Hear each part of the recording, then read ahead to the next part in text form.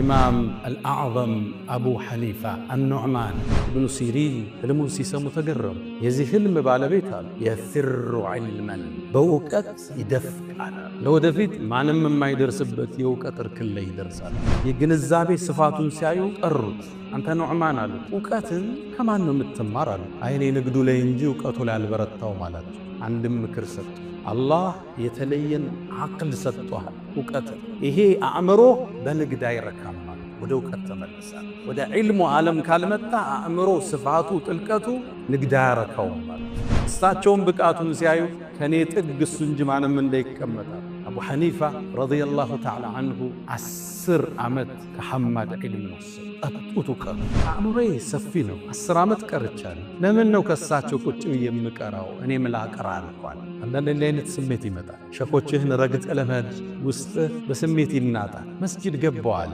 ጆን በሪጅ ላቀራ ልክ ስገባየዋቸው ልቤ መሸከም አልቻለም እሳቸው መናጣ ስራቸው መጥቼ ቁጫለ ሳስተምር ፈትዋ ይመጣልኛል መልስ ሰጣለሁ ወደ 60 የሆኑ ከባድ ጥያቄዎች መጡልኝ መልስና ጽፈው ነበር ከዛም ከሁለት ወር በኋላ ሸፌ ሲመለሱ የተጠየቁትን ፈትዋና መልሱን አሳየዋቸው 40 ጋር ተስማማና 20 ግን ተሳሳህናል አሃ ይቀርኛል ሐማድ እኮ ከሞቱ በኋላ ሸኼ ይላል ሶላትን አልሰገድኩም ለሱ ከወላጆቼ ጋር ሲፋር የጠየቁለት ይዋል ዛሬ ከስርህ ቁጭ ብሎ ተመሩ ምናልባትም እስልምናን ካንታውቆ አንተን ቲክቶክ እና ፌስቡክ ላይ አውጋጅ ወጣቱ ሸኾቹ ሲሞቱ ሙስተራሁ ምን ተገላገልናቸው እሚል ትውልድ ስናይ አቡ ሐኒፋን እንዴት እንደተምሳሌ ታናለ አቡ ሐኒፋ አላህ የተለየ ዕውቀትን ብቃት ይሰጣቸው ይሄን ዕውቀት ይዘውጡና ፍቅህ የሚባለውን ትምህርት መሰረቱን ጣሉ ማንም እኮ ይላሉ ኢማም ሻፊዒያ መዝሐብ መስራት ናቸው ማንም ሰው ስለ ፍቅህ ከተማረ የአቡ ሐኒፋ ጥገኛ ቢሆን አቡ ሐኒፋን አግኝተው ታውቃለህ አልኳት አዎን አንድን ሰው ተመለከትኳሉ ተከራክሯቸው ነው ቆሞ አቡ ሐኒፋ እኮ ቢፈልግ ይሄን የመስጂዱን ምሰሶ ወርቅ ነው ቢልህ በመረጃ ያሳምናል ሎጂክ ላይ ይችላልቸዋል ሰው ሊከራከራቸው ሲመጣ ሁለት መስፈርት ያቀርባሉ በቁርአን ታምናለህ በቁርአን እንከራከረ ይላል በቁርአን ካላመንክ ደግሞ በሎጂክ እንርታ ይላል ቁጭ አርገው ያሳምናል ቃዲው ምን ነከዋል እዚህ ክስተት ላይ እኮ 6 ነገር ተሳስቷል ተመልከቱ 6 ነገር አንደኛ እብድ ሰው አይገረፍም ሶላትንም አላህ ትተወለታል አይደለም ግርፋት ሁለተኛ መስጂድ ላይ ነው ይገረፋል መስጂድ ላይ ሰው አይገረፍም ሶስተኛ አቁሞ ነው ይገረፋት ሴቶች ቁጭ ብለው ነው የሚገረፉ አራተኛ ከሳሽ መገኘት አለበት ዝሙተኛ የተባሉት ወላጆቹ ቆመው እነሱ ነው ግርፋቱን የሚያዩ ይሄንም አራተኛ ተሳስቷል አምስተኛ ሁለቴ ነው ይገረፋት ለሁለቱ ብሎ አንድ ሰው ህዝብ ቢሳደ በህዝብ ልክ ይገረፋል ስተት ነው አንዴ ነው የሚገረፈው የሚያስገርፍ እንኳን ሁለቴ ቢገኝ አሉ ስድስተኛ ስተቱ አንዴ ተገርፉ ቆዳው ሲጠግግ ነው ሌላ ግርፋት ይደረግ አንድ ክስተት 6 ስተታው አቡ ሐኒፋ ዕልም ብቻ አልነበረም አቢድ ነበር ስለ ዒባዳ ሲጠየቅ እሳቸው የሚያል ሰጋጅ ካነ ይሰማ ወትር ምሰሶ ነበር የሚባሉት አቡ ሐኒፋ ለሊት ቆመው ሲሰግዱ ከማርዘማቸው የተነሳ ምሰሶ ይሏቸው መዝሃብ የሌለው ትውልድ ዕውቀትን ከራሱ የጀመረ ትውልድ ያን ሁሉ ፕሬዠር ያን ሁሉ ድል የረሳ አዲስ ትውልድ ወላሂ አካዱ አጅዝም ይላል በአላህ ይሁንብኝ እኮ ልቆርጥ ወስናለሁ ان الحق المبين لا يخرج عن المذاهب الاربع እውነተኛው ሐቅ እኮ ከአራቱ መዝሃቦች አይወጣም እነዚህ መዝሃቦች ትላልቅ ስኩል ኦፍ ቶት ትላልቅ አስተምህሮት ዑለማው ሁሉ ዕውቀቱን ያፈሰሰበት ትምህርት ማለት አልহামዱሊላህ بنعمته تتم الصالحات وبفضله تتنزل الخيرات والبركات وبتوفيقه تتحقق المقاصد والغايات الحمد لله خير ما استفتح المتكلم بكلمه وأفضل ما فاح ناطق بفمه رب حمدا ليس غيرك يحمد يا من له كل الكائنات تسجد أبواب غيرك ربنا قد أوسدت ورأيت بابك واسعا لا يوصد يا من كلما نودي أجابا ومن بجلاله ينشئ السحابا ويا من كلم الصديق موسى كلاما ثم ألهمه جوابا ويا من رد يوسف بعد در إلى من كان ينتحب انتحابا ويا من اختار آل عمران وجازاهم بما قدموا الثواب. ويا من آوى أهل كهف وأدناهم إليه قربا، ويا من خص أحمد بالصفاء وأعطاه الرسالة والكتاب. أتيتك راجيا يا ذا الجلال ففرج ما تراه من سوء حالي. عصيتك ربي ويلي بجهلي، وعيب الذنب لم يخطر ببالي. لعمرك ليت أمي لم تلدني، ولم أوضدك في ظلم الليالي. فها أنا عبدك العاصي فقير إلى رحماك فاقبل لسؤالي. أشهد أن لا إله إلا الله ولي الصالحين وحده لا شريك له، له الملك وله الحمد وهو على كل شيء قدير. عز وارتفع، على العرش استوى، له ما في السماوات وما في الأرض وما بينهما وما تحت الثرى. وإن تجهر بالقول فإنه يعلم السر وأخفى. الله لا إله إلا هو، له الأسماء الحسنى. وأشهد أن سيدنا وإمامنا وقرة أعيننا محمدًا عبد الله ورسوله، وخيرته من خلقه وآمينه على وحيه. فبلغ من ربه الرسالة وأدى الأمانة ونصح الأمة، وتركنا على المحجة البيضاء ليلها كنهارها لا يزيغ عنها إلا هالك. فصلوات الله وتسليماته عليه ما اتصلت عين بنظر ووعت أذن بخبر، وسلم تسليما كثيرا. أغر عليه للنبوة خاتم من الله، نور يلوح ويشهد، وشق له من اسمه ليجله. فذو العرش محمود وهذا محمد، نبي أتانا بعد يأس وفترة من الرسل والأوثان تعبد. فأمسى سراجا مستنيرا وهاديا يلوح كما لاح الصقيل المهند. فأنذرنا نارا وبشر جنة وعلمنا الإسلام، فالله نحمد. عباد الله، أوصي نفسي الخاطئة وإياكم بتقوى الله. ولقد قال تعالى: ولقد وصينا الذين أوتوا الكتاب من قبلكم وإياكم أن اتقوا الله. يا أيها الذين آمنوا اتقوا الله وقولوا قولا سديدا يصلح لكم أعمالكم ويغفر لكم ذنوبكم، ومن يطع الله ورسوله فقد فاز فوزا عظيما. يا أيها الذين آمنوا اتقوا الله حق تقاته ولا تموتن إلا وأنتم مسلمون. أيها المباركون، اليوم نتحدث عن سير أئمة الأعلام وعن مصابح الدجى ونور الهدى. زاري الله فكادك هنا كلمة بزوس لهونوت عن جزوف سبقنا نسالف. يا أئمة ሁሉ አባት የተለየ ክብርና ስም የተቸራቸው ከሳቸው በኋላ ሁሉ የመጡ ኢማሞች ኢማሙል አዕዘም ታላቁ መሪ ታላቁ ኢማም ስላሏቸው ትልቅ ስብዕና ገጾችን እንገልጻለን። ገጻቸው ብዙ ነው። ታዋቂ ዓሊም ማንም አይወዳደራቸው፣ በመረጃና በክርክር ብቃታቸው ሁሉን ያሳኑ፣ በዒባዳቸው የበረቱና የጠነከሩ፣ ከዛም አልፈው ውብ ስነ ምግባርና ጥሩ ስብዕና ያላቸው፣ ከዛም አልፎ ሀብታም ነጋዴና ታታሪ ሰራተኛ አላህ ቀለመ ብዙ ስላረጋቸው አንድ ትልቅ ስብዕና እናነሳለን። የሳቸው የደረሳቸው ደረሳ ኢማሙ ሻፊዒ ስለሳቸው ሲናገሩ የፍቅህን ዕውቀት የፈለገ ሁሉ የዚህ ታላቅ ስብዕና ጥገኛ ነው ይላል። እብኑ ኹልዱን ታዋቂው የታሪክ ጸሐፊ ስለዚህ ታላቅ ስብዕና ሲናገር የፍቅህ ዕውቀታቸው የሚደረስበት አይደለም ሲል ምስክርነቱን ይሰጣል።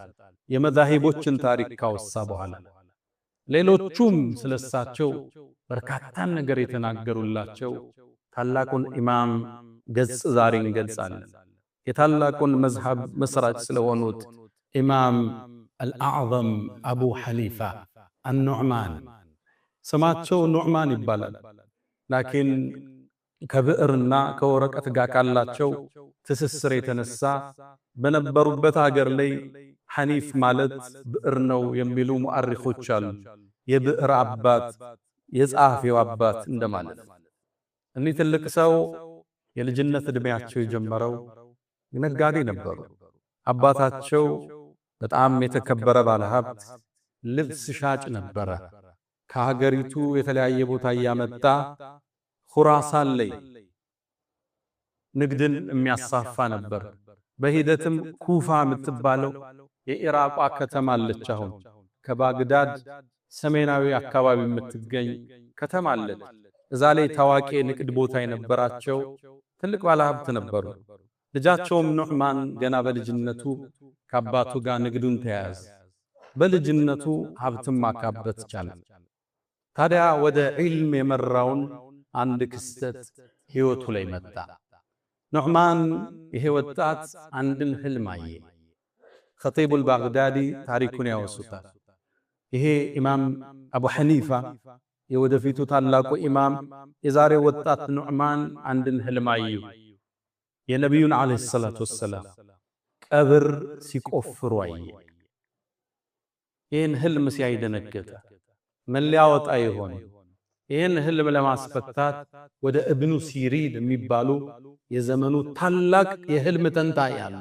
ወደ እሱ ላኩባቸው። እብኑ ሲሪን ህልሙን ሲሰሙ ተገረሙ። የዚህ ህልም ባለቤት አሉ የፊሩ ዒልመን በእውቀት ይደፍቃል። ለወደፊት ማንም የማይደርስበት የእውቀት እርክል ላይ ይደርሳል። አቡ ሐኒፋ ይህን ሲሰማ ደስታ ተሰማው። ግን አሁንም ንግድ ላይ ነው። 10 ዓመት ሳይሞላው ቁርአንን ቢያሐፍዝ በልጅነቱ ትንሽ ዕውቀትን ቢፈልግም የዕውቀት መስክ ላይ አልገባ። 22 ዓመት አካባቢ እንደሆነው እየተመላለሰ ስለ ንግድ ፈትዋ የሚጠይቃቸው ሻዕቢ ሊባሉ ሸኻል ይጠይቃቸዋል። ንግድ ሲከብደው ፈትዋ ይጠይቃቸዋል፣ ማብራሪያ ይጠይቃቸዋል። ያጠያየቅ ብቃቱ የግንዛቤ ስፋቱን ሲያዩ ጠሩት። አንተ ኑዕማን አሉት፣ ዕውቀትን ከማን ነው የምትማር አሉት። አይኔ ንግዱ ላይ እንጂ ዕውቀቱ ላይ አልበረታው ማለት። አንድም ምክር ሰጡት። አላህ የተለየን አቅል ሰጥቷል፣ ዕውቀት። ይሄ አእምሮ በንግድ አይረካም ማለት ወደ ዕውቀት ተመለሳል። ወደ ዒልሙ ዓለም ካልመጣ አእምሮ ስፋቱ ጥልቀቱ ንግድ አያረካውም ማለት። ይሄን የሳቸው ምክር ሰማና ወደ መጀመሪያው ሼኽ ሐማድ ወተባሉት ዒልምን ለመቅራት በ22 ዓመቱ መጣ። ተቀመጠ። አእምሮ ብሩህና ሰፊ ነው። ሐማድ የሚያስተምሩትን ትምህርት ሙሉ ይሸመድደው ነበር። የሳቸው ተማሪዎች ሲረሱት እሱ ነበር የሚያስታውሰው። እሳቸውም ብቃቱን ሲያዩ ከኔ ጥግ እሱ እንጂ ማንም እንዳይቀመጣል። አቡ ሐኒፋ ረዲየላሁ ተዓላ ዐንሁ 10 ዓመት ከሐማድ ዒልምን ወሰዱ። ጠጡት ዕውቀቱ። በዛ ብስለታቸው ዕውቀቱን ሰበሰበ። ከ10 ዓመት በኋላ ይላል ዕውቀትን ከሰበሰብኩ በኋላ አእምሮዬ ሰፊ ነው። 10 ዓመት ቀርቻለሁ። ለምን ነው ከሳቸው ቁጭ ብዬ የምቀራው? እኔም ላቀራ አልኳል። አንዳንድ እንዲህ አይነት ስሜት ይመጣል። ሸኾችህን ረግጠ ለመሄድ ውስጥ በስሜት ይናጣል። መስጂድ ገባው አለ እጆን በሪጅ ላቀራ። ልክ ስገባ አየዋቸዋል። ልቤ መሸከም አልቻለም። እሳቸው መነጠ። ስራቸው መጥቼ ቁጭ አለ። በዛ ምሽት አለ የአላህ ቀደር ሆኖ የሳቸው ዘመድ ሩቅ አገር ላይ ህልፈተ ሞቱ ተሰማ። የሚወርሰው አልነበረም ከሐማድ ውጭ። ሐማድም አቡ ሐኒፋን አንተ ያቀራህ ጠብቀኝ ብለው ወንበራቸው ላይ አስቀምጠውኝ 2 ወር ሄዷል። በ2 ወር ውስጥ ማስተማር ጀመሩ። ሳስተምር ፈትዋ ይመጣልኛል፣ መልስ እሰጣለሁ። ወደ 60 የሆኑ ከባድ ጥያቄዎች መጡልኝ። መልስና ጽፈው ነበር። ከዛም ከ2 ወር በኋላ ሸኼ ሲመለሱ የተጠየቁትን ፈትዋና መልሱን አሳየዋቸው። 40ው ጋር ተስማማን፣ 20ው ግን ተሳሳህል። አሃ ይቀረኛል አልኩ። አላህ አስተማረ። ከዛ በኋላ እስኪሞቱ ድረስ እሳቸው ጋር ተቀመጠ። 18 ዓመት። በ40 ዓመቱ ሊያስተምር ኢማም አልአዕዘም ወንበሩ ላይ ቁጭ አለ። ለሸኹ ታማኝ የወለደውን ልጅ ራሱ በሳቸው ሐማድ ብለው የሰየሙ ለሸኻቸው ታማኝ ነበር። ለዚህ ወጣት ይሄ ትልቅ አስተምሮት ገና 2 ዓመት ያልቀራ ወጣት ሸኹን መራቅ አልበቃው ብሎ ሸኹን የሚሳደብበት ዘመን ነው አይደል ያለን? ዳሉል ሙዲል ጠማጥማሚ ሚል ታፔላ ለሸኹ እኮ ይሰጣል። ኢማም አቡ ሐኒፋ እንደዛ አልነበሩም። ልጃቸውን ሐማድ ብለው ሰየሙት። ያም አልበቃም። ሐማድ እኮ ከሞቱ በኋላ ሼኼ ይላል ሶላትን አልሰገድኩም ለሱ ከወላጆቼ ጋር እስትግፋር የጠየቅኩለት ቢሆን። ተማሪ የሼኹን ሐቅ ሲወጣ መን ዓለመኒ ሐርፈን ስርቱ ለሁ ዓብደን፣ አንድን እውቀት እኮ ያስተማረኝ አንዲትን ሐርፍ የእሱ ባሪያው ነኝ ይሉ ነበር ቀደምቶች። እኔ እኮ ይላሉ አቡ ሐኒፋ ዱዓ ላደርግም ላስተማርኳቸውም ላስተማሩኝም አላህን ማርታ የጠየቅኩ ቢሆን እንጂ ለደረሶቻቸውም ያደርጉ ነበር።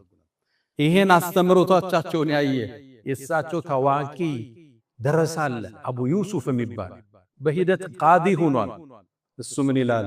ከአቡ ሐኒፋ የተማረው እኔ እኮ ሶላትን ሰግጄ አላቅም ለአቡ ሐኒፋ ማህርታን የጠየቅኩ ቢሆን። ሼኽና ደረሳ ግንኙነቱ ይሄ ዛሬ ከስርህ ቁጭ ብሎ ተመሩ ምናልባትም እስልምናን ካንታውቆ አንተን ቲክቶክ እና ፌስቡክ ላይ አውጋዥ ወጣቱ ሼኾቹ ሲሞቱ ሙስጠረሑ ምን ተገላገልናቸው የሚል ትውልድ ስናይ አቡ ሐኒፋን እንዴት እንደተምሳሌ ታናነስ። አቡ ሐኒፋ አላህ የተለየ ዕውቀትን ብቃት የሰጣቸው ይሄን ዕውቀት ይዘው ወጡና ፍቅህ የሚባለውን ትምህርት መሰረቱን ጣሉ። አስተሳሰባቸው ጥልቅ ነበር። ለዛ ነው ኢማም ሻፊዒ አቡ ሐኒፋ በሞቱበት ዓመት ነው የተወለዱት። ኢማም ሻፊዒ 150ኛው ሂጅሪያ ላይ ነው የተወለዱት። ማንም እኮ ይላሉ ኢማም ሻፊዒ የሻፊዒያ መዝሐብ መስራት ናቸው። ማንም ሰው ስለ ፍቅህ ከተማረ የአቡ ሐኒፋ ጥገኛ ቢሆን እንጂ። ኸጢቡል በግዳዲ ስለሳቸው ብዙ ብለዋል። ኢብኑ ኹልዱን ስለ ፍቅህ ዕውቀታቸው ብዙ ተናግሯል። እነ ለይዚ ብዙ ተናግረዋል ስለሳቸው። እነ ፈድል ኢብኑ ሙስላ የፍቅህ ዕውቀት እኮ ሰው ልጆች ተኝተው ነበር አቡ ሐኒፋ ቀሰቀሳቸው ይላል። በእርግጥም ያየው ህልም ተፈታ በሂደት። አላህ ሻርፕ የሆነ አቅል ነው የሰጣቸው። ተከራክረህ አታሸንፋቸው። ለዛ ነው ኢማም ሻፊዒ ሼኻቸው በቀጥታ ኢማሙ ማሊክ ናቸው። ኢማሙ ማሊክን ጠየቅኳቸው፣ አቡ ሐኒፋን አግኝተው ታውቃለህ አልኳቸው። አዎን አንድን ሰው ተመለከትኩ አሉ። ተከራክሯቸው ነው ቁሞ። አቡ ሐኒፋ እኮ ቢፈልግ ይሄን የመስጂዱን ምሰሶ ወርቅ ነው ቢልህ በመረጃ ያሳምናል አለ። አላህ የተለየ አእምሮ ነበር የሰጣቸው። ሙአሪኾቹ የታሪክ መዛግብት ሲጽፉ የምድራችን አእምሮ በአንድ ሚዛን ላይ ቢሆን የአቡ ሐኒፋ ለብቻው የሱ ሚዛን ይደፋል የተባለለት ነበር። ክርክረ ብርቱ ነው። ሎጂክ ላይ የሚችላቸው አልነበር። ሰው ሊከራከራቸው ሲመጣ ሁለት መስፈርት ያቀርባል። በቁርአን ታምናለህ፣ በቁርአን እንከራከር ይሉታል። በቁርአን ካላመንክ ደግሞ በሎጂክ እንርታ ይሉታል። ቁጭ አድርገው ያሳምኑታል። ዑለማዎቹ በሳቸው ዘመን ሙፍቲዎቹ የሚሳሳቱትን አበጥረው ነበር የሚያወጡት። አንድ ታሪክ ተነስቷል። ቃዲ አቢ ለይላ ታዋቂ ቃዲ ናቸው። ቃዲ ማለት በሙስሊሙ ዓለም ከንጉሱ በኋላ ያለ ትልቁ ስልጣን። ታዲያ አቢ ለይላ ታዋቂ ዳኛ ናቸው። በመንገድ ሲያልፉ አንድ ወጣት ከአንዲት እብድ ጋር ሲጎናተል ሰሙት። ሰደባት። ሲያበሳጫት እብድ ነች። አንተ እናትና አባትህ በዝሙት ሲወለዱ አለችው። ይህን ሲል ዳኛው ሰማ። አስጠራት ወደ ፍርድ ቤት። ሰዎችን ዝሙተኛ ማለት በእስልምና ያስገርፋል፣ ያስቀጣል። መስጂድ አመጣትና እንድትገረፍ ወሰነ። ሁለቴ በአባቱም በእናቱም ሁለቴ ያስገርፋል። ይህን ክስተት አቡ ሐኒፋ ሰማ። ቃዲው ምን ነከዋል? እዚህ ክስተት ላይ እኮ 6 ነገር ተሳስቷል። ተመልከቱ፣ 6 ነገር። አንደኛ እብድ ሰው አይገረፍም። ሶላትንም አላህ ትተወለታል አይደለም ግርፋት። ሁለተኛ መስጂድ ላይ ነው ይገረፋት። መስጂድ ላይ ሰው አይገረፍም። ሶስተኛ አቁሞ ነው ይገረፋት። ሴቶች ቁጭ ብለው ነው የሚገረፉት። አራተኛ ከሳሽ መገኘት አለበት። ዝሙተኛ የተባሉት ወላጆቹ ቁመው እነሱ ነው ግርፋቱን የሚያዩ። ይሄንም አራተኛ ተሳስቷል። አምስተኛ ሁለቴ ነው ይገረፋት ለሁለቱ ብሎ። አንድ ሰው ህዝብ ቢሳደብ በህዝብ ልክ ይገረፋል? ስተት ነው። አንዴ ነው የሚገረፈው። የሚያስገርፍ እንኳን ሁለቴ ቢገኝ አሉ። ስድስተኛ ስተቱ አንዴ ተገርፉ ቆዳው ሲጠግግ ነው ሌላ ግርፋት የሚደረግ። ከአንድ ክስተት 6 ስተት አወጣ። ዳኛው ተበሳጨ። ንጉሱ ጋር ሄዶ ከሰሳቸው። ንጉሱ ፈትዋ እንዳሰጠው አቡ ሐኒፋን ከለከላቸው። አቅላቸው አላህ የተለየ ነበር ችሎታ ይሰጣቸው። አንድን ግለሰብ ሰሙት። አንድ አካባቢ ሰይድና ዑስማን ኢብኑ አፋን የነብዩ ታዋቂ ደረሳ ኸሊፋ እሱን የሁድይ ነው እያለ ይሳደባል። የሁዳ ነው አውቆ ነው መሰረቱ የሁዳ ነው በእስልምና ተጠልለው ነው እያለ ስሙን ያጠፋው ነበር። ታውቃላችሁ እነዚህ ሰዎች ናቸው ሰይድና ዑስማንን ቤቱ ገለው የገደሏቸው። አላህ የጀነት ላይ አብሮ ይሰብስበን። የሁዳ ናቸው ብሎ ሲያወራ ሰሙና አቡ ሐኒፋ ወጡላህ ቤቱ ሄዱ። ሲያቸው ደነገጠ። ታላቅ ሰው የተከበሩ ሰው አቡ ሐኒፋ ምን አመጣ? ለልጅ ሽምግልና መጥቻለሁ። ምን ልጅንም ያገባ ሰው አለ? እርሶ መጣ ይመለሳሉ እንዴ? ግን ግለሰቡ ማን ነው እስኪ ንገሩኝ አለ። ልጁም ሀብታም ነው፣ ሶደቃ ሲሰጥ እጁ የተፈታ ነው፣ ሌሊት በአንድ አንቀጽ ሌሊት ሲሰግድ ነው የሚያደር። አቡ ሐኒፋ እስኪያቆም አሁን ከጠቀስከው ትንሹ እንኳን ቢኖረው ልጅን ድረዋለሁ። ለመሆኑ ማን ነው? አይ ግን ልጁ ሳልነግርህ አንድ ጉድለት አለበት አለ። እሱ ምንድነው አላቸው። ልጁ የሁዳ ነው አላቸው። ተበሳጭ። ትልቅ ሰው አይደሉም እንዴ እርሶ? ልጅን ለይሁዳ ድረዋለሁ? አሁን የጠቀስከውን አይደለም የዓለም ሕዝብ ያላቸውን ጸጋ ቢይዝ ልጅን አልድረውም ማለት። ይችን ካረጋገጡ በኋላ ወደ መልሳቸው መጡ። ታዲያ አንተ ነቢዩና መሐመድ አለይሂ ሰላቱ ወሰላም ሁለት ልጃቸውን ዑስማን ለሚባል ይሁዲ ድሯል እያልክ አይደል አላት። ደነገጠ። ቋንቋው ገባው፣ ሎጂኩ ረታው፣ ወደቀና እስትግፋር አደረገ። ዕውቀት ብቻ አይደለም ሎጂክ ካላህ ሰጣቸው ነው። ልክ በዘመናችን እንዳሉት ኤቴስ የምንላቸው ፈጣሪ የለም ብለው ያምኑ አሉ አይደል? የዳርዊኒዝም ቲዮሪ የሚከተሉ እንደዛ አይነት በዛም ዘመን ነበሩ። ደህሪይን ይባላሉ። ጊዜ ነው የሚያጠፋን ፈጣሪ የለም የሚሉ እንወለዳለን፣ እንሞታለን፣ በልጆች እንተካለን፣ ወማ ይህሊኩና ኢለ ደህር የሚሉ ነበሩ ያኔ። እና ፈጣሪ የለም አላቸው። ይህን ፍጥረት ዓለም የፈጠረው የለም። ገዳ ነገ ከንጉሱ ፊት እንከራከራለን። ቀጠሮ ያዙ። እነዚህም በቁርአን አታሳመናቸውም። ቁርአንን ባወረዱ አላህ ስለካዱ ቀጠሮ ያዙ። አቡ ሐኒፋ በቀጠሮ ሰዓት አረፈዱ። ጠበቋቸው፣ አረፈዱ። ፈርቶ ነው የቀረዋል። ከዛ አረፋፍደው ደረሱ። ንጉሱ ጠየቀ። ኃላፊ ምን ነካ? ምን ነው ዘገየ? የገጠመኝ ልንገራችሁ። ህዝቡ ተሰብስቧል። አቋርጬ እኮ ወንዙን ልመጣ ስል ትልቅ ዝናብ ዘነበ፣ መብረቅም ጣለ። የመብረቁ ጨረር ዛፉን ቆረጠው አለ። የዛፉ እንጨቶች ወንዙ ላይ ወደቁ። ከዛም እንጨቶቹ ተገጣጠሙና መርከብ ሰሩዋል። ከዛ መርከቡ ላይ ወጣው ማዕበሉ እያናወጠኝ እናንተ ጋር መጣኝ አለ። እነዛ ተከራካሪዎቹ አሳከና አቡ ሐኒፋ እንዴት ነው እሺ ዛፉን ቆርጦ ጣሉ፣ ተገጣጥሞ እንዴት ነው መርከብ የሚሰራ? አይሰራም አላቸው። ታዲያ ይሄ የምታዩት ውብ ፍጥረት ዓለም ፈጣሪ የለው ማለት ነው። የመርከቧ መገጣጠም ከገረማችሁ የሰማይ አዘርጋግ፣ የመዘር አነጣጠፍ፣ የፀሐይ አወጣጥ አገባብ፣ የሰው ልጅ ህይወት መነሳቱ፣ መተኛቱ፣ ማደጉ፣ ከማህፀን መውጣቱ ይሄ ሁሉ ሰር የለው ማለት ነው።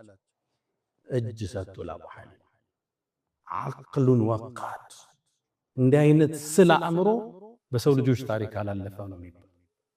ማንም መጥቶ ሺዓዎቹ ይመጣሉ ተከራክረው ነው የሚያሸንፏቸው። እሳቸው ጋር መጥቶ እጅ ሰጡ ያለ ሄደ። በእስልምና ታሪክ የተለያዩ እንትኖች ተከስተዋል። ግሩፖች ብልጭ እያሉ የሚጠፉ ኸዋሪጆች አሉ። እነዚህ ኸዋሪጆች አልይና ሙዓዊያ መሃል የተፈጠረ ክፍተት ነበር። ሁለቱም ሰሃባዎች አመራሮች ነበሩ። ያኔ ልዩነት ሲፈጠር እንዲዳኝ ሰው መረጡ መሃላቸውና ሰው በሰጠው ዳኝነት ተለያዩ፣ ተስማሙ።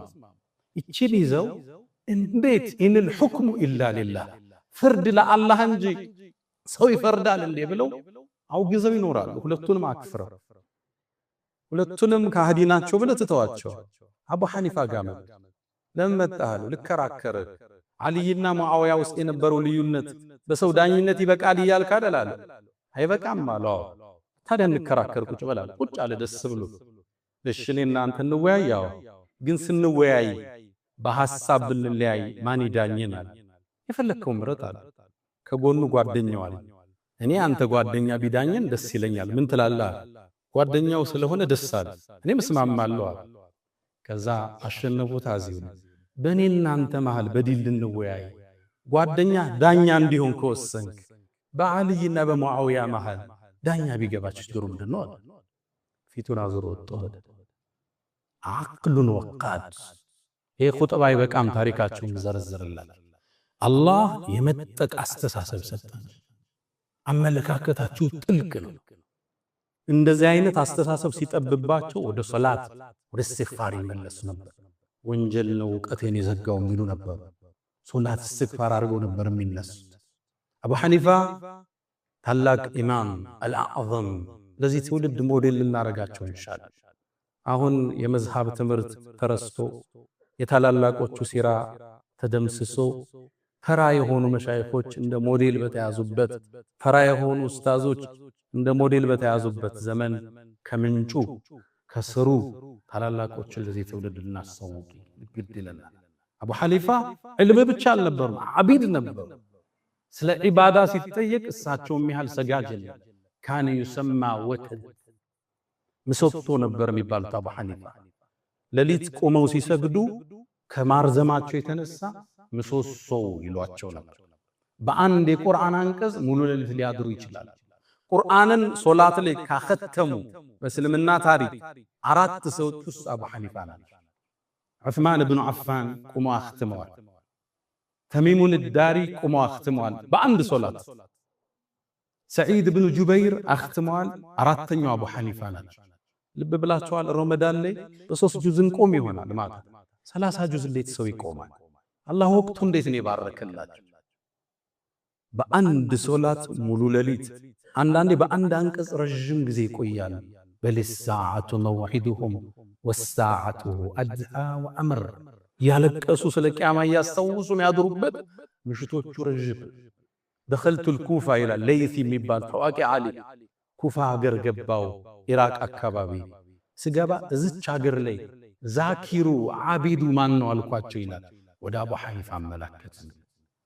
ዒልም አለ፣ ዒባዳ ደሞ አለ። ብዙ ጊዜ ይነጣጠላል። አንዳንዱ ዒልም አለው ጥሩ ነው ትላለህ፣ ቁርአን ላይ ደካማ ይሆንብሃል። ተሐጁድ ተነስቶ የመስገድ ሰኞና ሐሙስ የመጾም ድካም ታያለህ። ጿሚ ነበሩ፣ ሰጋጅ ነበሩ። አቡ ሐኒፋ ዒባዳቸው የበረታ ነበር። ለአላህ ያላቸው ፍራቻና ጥንቃቄ ጥልቅ ነበር። በጣም አላህን የሚፈሩ፣ የሰውን ስም ለማንሳት የሚሰቀቁ ነበሩ። አብዱላህ ብኑ ሙባረክ ሱፊያን ثورين ጠየቅኳቸው ይላል። እኔ አቡ ሐኒፋ ጋር ቁጭ ብዬ ስለ ሰው ሲያነሳ ሰምቻ ያው አላቅም አልኳቸው። ስለ ጠላቶች ስለሚያወግዙት ሰው እሱ እኮ ያለውን መልካም ስራ ሰዎችን በማንሳት ከማስወሰድ እኮ የበሰለ ነው አብይ ይላል። ሰውን የማያነሱ አንደበታቸው ቁጥብ፣ አላህን የሚፈሩ፣ ሶላታቸው የረዘመ፣ ለቅሷቸው የበዛ ኢማም አቡ ሐኒፋ። ታዲያ ይሄ ዒባዳቸው ስነ ምግባራቸውን አሳመሩ። ኸሉቅ ነበሩ፣ ፈገግታ ያላቸው፣ ሰውን ተናንሰው ሰላም የሚሉ፣ ሰው ዘንድ የተወደዱ ኢማም አቡ ሐኒፋ። አንድ ታሪክ ልንገራችሁ። አንድ ጎረቤት ነበራቸው። ጫማ ሰሪ ነው ግለሰቡ። ታዲያ ማታ ማታ ትንሽ መጠጥ ይጠጣል። አምሽቶ ይመጣና ስጋውን ጠብሶ ከበላ በኋላ አስካሪ መጠጡን አንስቶ ትንሽ ሲዞርበት ዘፈኑን ይለቀዋል፣ ግጥሙን ይለቀዋል። አضعوني وأي فتى أضاعوا ليوم كريهة وثداد تغريه ይላል። أضاعوني وأي فتى أضاعوا እንዴት ያለውን ወጣት አጠፉት ማለት ነው። ليوم كريهة وثداد تغريه ለክፉ ቀን ማኝ ይሆናል የተባለ ደንበር ጠባቂ ይሆናል የተባለውን ወጣት አጠፉኝ እኮ እያለ በስካር አንደበት ይዘፍን ነበር ምሽት። እሳቸው እየሰገዱ ይህን ችግር ተሸክመው ለዓመታት ኖሩ። ታዲያ አንዴ ድምፁን አጡት። የዚህ ሰው ድምፅ ምን ነው ጠፋ? የገጠመው ችግር አለ። አሁን አንድ ምሽት ላይ ፖሊሶች ይዘው አሰሩት ተባለ። ሱብሒ ሰገዱና ፈረሳቸው ላይ ወጥተው ወደ ሀገሪቱ አስተዳዳሪ ሄዱ። አቡ ሐኒፋ መጠዋል ሲባል ታላቁ ሰው እንዳይወርድ ከፈረሱ እስከ እልፍኙ ምንጣፍ ድረስ በፈረሱ ይንጣላቸው። ገቡ። አቡ ሐኒፋ ወረዱ፣ ተቀበላቸው፣ መጅሊሱ ላይ ያስቀመጣቸው፣ ተንከባከባቸው። ምን አመጣህ አላቸው። እኔማ የመጣሁት አንድ ጎረቤት ያለ አስረኸዋል፣ ያንተ ፖሊሶች አስረውታል። ማን ይባላል ገሌ ያ ንጉስ ያ የሀገሪቱ መሪ በዛ ምሽት የታሰሩት እስረኛውን እንዲፈቱ ወሰነ ለሳቸው ክብር ሲል ማለት አቡ ሐኒፋም ይሄን እስረኛ ጎረቤታቸውን ይዘውት እየተከተላቸው ቤቱ አደረሱትና ሐላ ضعناك يا فتى ይዘፍናት ዘፈናል አጠፋና እንደ አንተ ወጣት አለ ኢማም ሆይ አላጠፉም የጉርብትናን ሐቅ ጠበቁ ተንከባከቡኛ መስግናለሁ አላቸው የሚገርመው ይህ ወጣት ቶብቱ የሳቸው ደረሶች ውስጥ አንዱ ለመሆን በቃ ምርጥ ጎረብ ስነ ምግባር ያላቸው ታታሪ ጎበዝ ነጋዴ ለነጋዴው ሞዴል ናቸው አቡ ሐኒፋ ኩፋ ውስጥ አገራቸው ውስጥ ህዝብ የሚያቀው የልብስ መሸጫ ቦታ አለ ሰው በጥራቱና በተአማኒነታቸው ወደ እሳቸው ነበር ህዝብ የሚተመው ከአባታቸው የወረሱት ነጋዴዎች ልብ በሉ ንግድ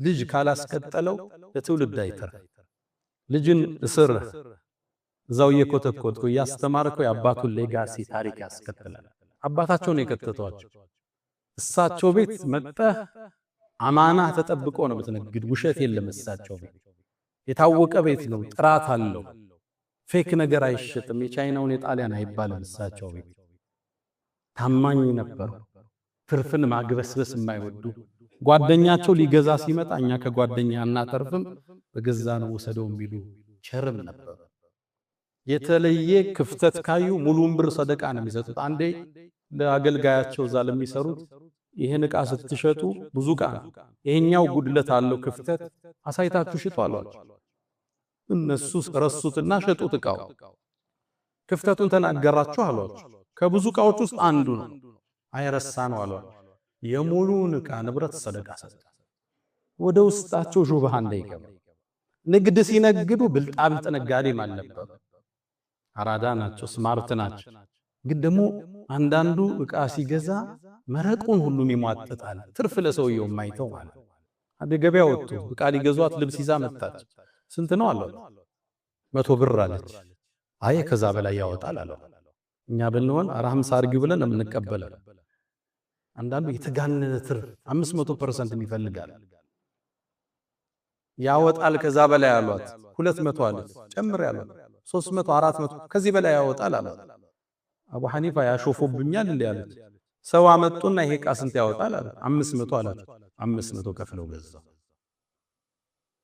ትርፍ ራሱ እንዲባረክልህ የተጋነነ ውስጥ መግባት የለበት ገዢውን ምንም ነገር እንዳያተርፍ አድርገ ፕሮጀክት ተሰጥቷል ሪስክ ውስጥ ገብቶ የሚሰሩ ስራዎች በጣም ትሁት ነጋዴ ታማኝ ነጋዴ ታዲያ ባለሀብት አይደሉ አቡ ሐኒፋ የሚታወቁበት ለዚህ ወጣቱ ሞዴልም እናነሳቸዋል ለባሽ ነበሩ ይባላል መልካቸው የሚያምር መካከለኛ ቁመና ያላቸው ፈገግታ የተላበሱ ቆንጆ ሰው ነበሩ አቡ ሐኒፋ ለባሽም ነበሩ ነገስታት የሚለብሱት ልብስ ነበር የሚለብሱ እንደሳቸው ሽቶን የሚቀበል የለም ነው ይባላል ሊያስተምሩ ሲገቡ በመድረሳቸው በሽቷቸው ነው የሚታወቀው በጣም ዘናጭ ነበሩ ግን ደግሞ ራሳቸው ለብቻ ኢንቨስት ያደርጉት ለራሳቸው አንድ ልብስ ሲገዙ ለድሆች አንድ ልብስ ሰደቃ ይሰጣል ምሳቸውን ሲበሉ ሁለት እጥፍ ያነሱና አንዱን በልተው አንዱን ሰደቃ ይሰጣሉ ሀብት እኮ ማያምረው ስታካፍለው ልበስ ላንተ ብራንድ መኪና ንዳ ብራንድ ልብሶችን ልበስ ተዝናና ግን ደግሞ አትርሳ ሌላ አካፍለው ስጠው በመልበስ ራሱ አትጸጸት የሰጠው ሰው ራሱ አይንና ሳይሆነ አካፍለዋል አንተ ትልቅ መኪና የ7 ሚሊዮን እየነዳ ቤተዘመድ ጓደኞች በእግራቸው መሄዱ ከሆነ የሀብት ጥቅም ምን ይሆናል ሌላውን አካፍለው የሚያድሩ ለሌላው ተቆርሰው የሚያድሩ ሀብታም ነጋዴ ታማኝ ነጋዴ ውብ ስብዕና ያላቸው በኢባዳቸው ይጸኑ የውቀት ማማለ የደረሱ ኢማም አቡ ሐኒፋ አላው ፈዓሉ الخيرات واستغفروا ربكم فطوبى للمستغفرين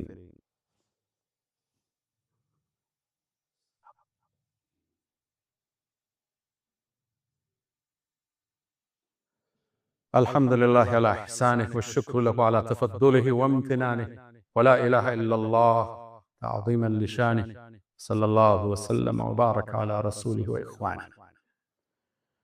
ውድ ምእመናን፣ ስለ አቡ ሐኒፋ ሚንበር ላይ ማውራት አይመችም። ሲራቸው ብዙ ነው።